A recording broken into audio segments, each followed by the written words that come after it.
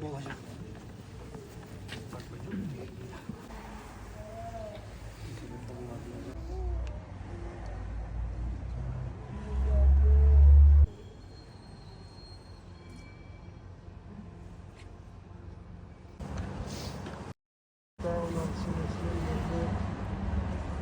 Dolayısıyla halk düşmana karşı çıktı.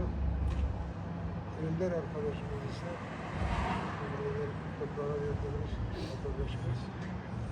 Geniş savaş başladığı zaman gönüllü olarak Kırım'dan buraya savaşmaya geldi. Buradan milyonlarca insanlar savaşta kaçtığı zaman o savaşmaya geldi.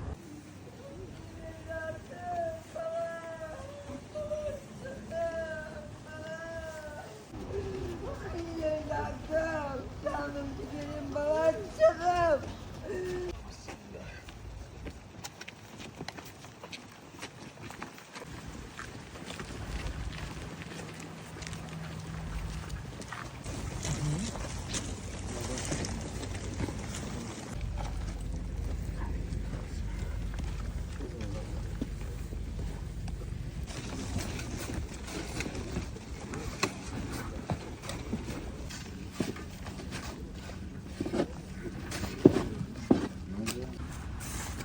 Birbirinin yanında savaş ettiler.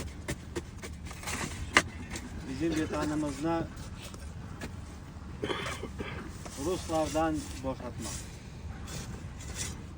Lakin Allah'ın takdiriyle hepsi de birbirinin yanında yatıyorlar.